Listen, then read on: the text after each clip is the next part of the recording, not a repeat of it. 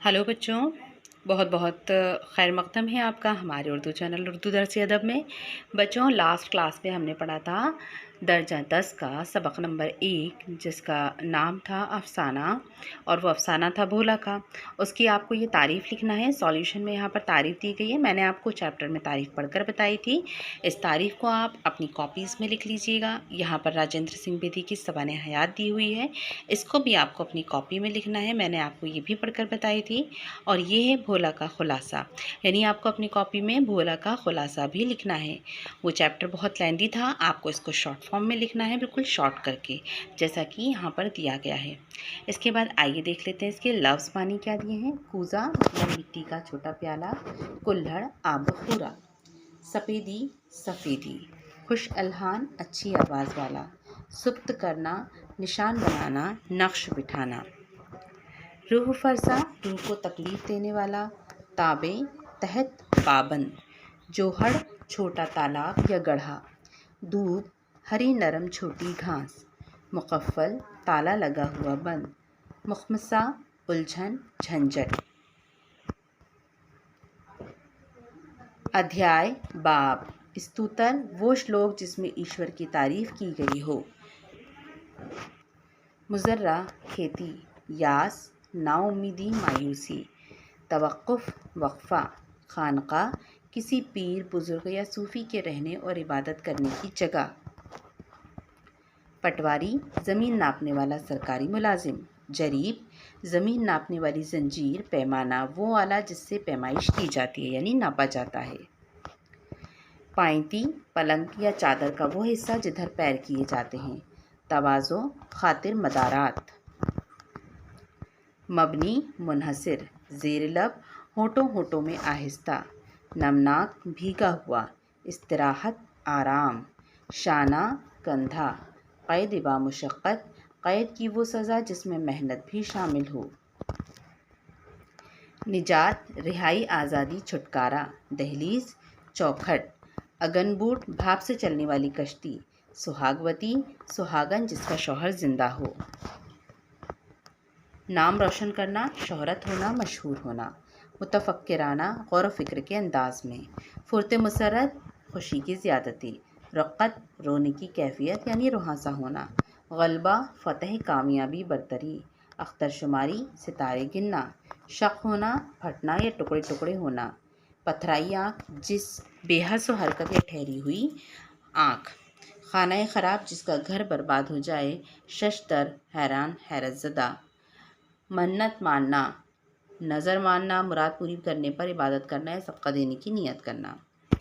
ठीक है, तो ये लफ्ज़ मानी है, ये भी आपको कर लेने हैं अपनी कॉपीज़ में। उसके बाद यहाँ पर देखिए कुछ इक़्तिबासात दिए हुए, ऐसे इक़्तिबास हैं जिनके अंदर से सवाल आपसे पूछे जा सकते हैं या इनकी सलीस उर्दू भी की जा सकती है, यानी आसान उर्दू करने के लिए भी किया जा सकता है। वैसे तो मैंने आपको चैप्टर समझाया ही है, उसके ज़रिए आप आसानी से सलीस उर्दू कर सकते हैं, लेकिन यहाँ पर जो ये एग्ज़ाम्पल के लिए आपको इक़्तिबास दिए गए हैं, ये आप एक बार देख लीजिएगा।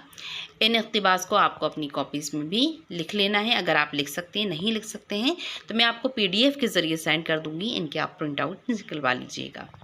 ठीक है बच्चों, यहाँ पर ये सवाल भी दिए हुए हैं, इनके जवाबात भी दिए हुए हैं, ये आपको अपनी कॉपी में लिख लेना है, मैं नोट्स में सेंड कर दूँगी।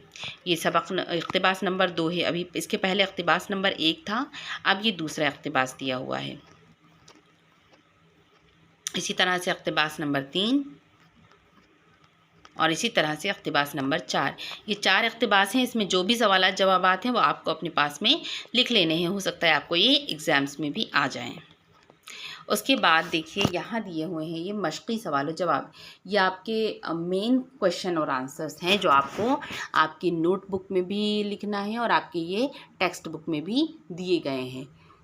जैसे कि पहला सवाल है, भोला गीता शौक़ से क्यों सुनता था? जवाब, भोला गीता महज इस वजह से सुनता था कि वो कहानियों का शौकीन था और गीता के अध्याय के आखिर में महात्म सुनकर वो बहुत खुश होता था। सवाल नंबर 2, दोपहर में कहानी सुनने के बावजूद भोला के चेहरे पर खुशी क्यों नज़र नहीं आ रही थी? जवाब, दादाजी ने दोपहर को कहानी सुनाने से पहले कहा कि दिन के वक्त कहानी सुनाने से मुसाफिर रास्ता भूल जाते हैं। भोला को अंदेशा था कि कहीं उसके मामू रास्ता ना भूल जाएं।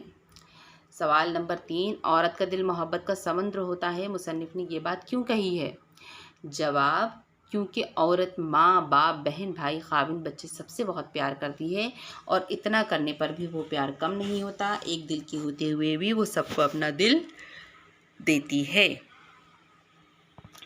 भोला कहाँ चला गया था और क्यों? जवाब, भोला आमतौर पर रात को कहानी सुनता था। उस रोज़ दादाजी ने दोपहर को कहानी सुना दी थी। दादाजी ने उसे बताया था कि दोपहर को कहानी सुनाने से मुसाफिर रास्ता भूल जाते हैं। जब भोला के मामा जी रात होने तक घर नहीं आए तो वो आधी रात को घर की बत्ती लेकर परसपुर से आने वाली सड़क पर चला गया कि रात की तारीकी में उसके मामा जी रास्ता ना भूल जाएं। ठीक है, तो ये सवाल जवाब थे। अमली काम में दिया है, भोला की वापसी के मंजर को अपने अल्फाज में बयान कीजिए। तो ये इस तरह से लिखा हुआ है, ये आपको आ भी सकता है एग्ज़ाम में भी, इसलिए आप इसको भी ध्यान से लिख लीजिएगा। उसके बाद सबक से मुहावरे तलाश के लिखना है। तो ये मुहावरे तलाश कर, सबक के मुहावरे तलाश कर लिखे गए हैं। ये मुहावरे अगर आपको आ जाएँ तो आपको इनके जुमले बनाना भी आने चाहिए। इसके मीनिंग दिए हुए हैं। अफसाने में कुछ हिंदी अल्फाज आए हैं, उन्हें भी लिखना है। तो ये लिखे हुए हैं हिंदी अल्फाज, है ना। उसके बाद अफसाने के आगाज़ में राखी बांधने का जिक्र आया। इस त्यौहार का क्या नाम है और इसे कैसे मनाया जाता है? तो राखी बांधने पर एक मुख्तसर नोट लिखना है। तो यहाँ पर ये राखी के ऊपर मुख्तसर नोट लिखा गया है। राखी बांधने के त्यौहार को रक्षाबंधन और सिलोनों का त्यौहार भी कहते हैं। हिंदुओं के 4 बड़े त्योहारों में दशहरा, दिवाली, होली और रक्षाबंधन है। रक्षाबंधन में भाई बहन की मोहब्बत की अलामत है। ये त्यौहार सावन के महीने में पूर्णिमा पूरे चांद के दिन को मनाया जाता है। रक्षा संस्कृत ज़बान का लफ्ज़ है जिसके मायने हैं हिफाजत। रक्षाबंधन से मुराद के भाई का बहन की हिफाजत के लिए अहद करना। बहन भाई की कलाई पर धागा या राखी बांधकर भाई से अहद कराती है कि वो उसकी हमेशा रक्षा करेगा। राखी बांधते वक्त बहन भाई के माथे पर तिलक लगाती है और फिर मिठाई व फल वगैरह से उसकी खातिर तवाज़ी करती है। भाई राखी बंधवाकर बहन को नकद या किसी तोहफे की शक्ल में भी तहवारी देता है। ठीक है बच्चों, तो समझ में आया, छोटा सा रक्षाबंधन के ऊपर मुख्तसर सा नोट है। फिलहाल ये चैप्टर आपको आसानी से समझ में आ गया होगा। मैं आपको नोट्स के ज़रिए सेंड कर दूंगी। कुछ भी समझ में ना आए कमेंट बॉक्स में मुझे कमेंट करके बता सकते हैं। ठीक है, आप मुझे इजाज़त दीजिए। अल्लाह हाफिज़। बच्चों, उर्दू दर्स अदब की वीडियोस को लाइक और शेयर ज़रूर करें, साथ ही साथ चैनल को सब्सक्राइब भी करें। नई वीडियोस को देखने के लिए आप चैनल सब्सक्राइब करेंगे तभी आपको नई वीडियोस मिल सकेंगी।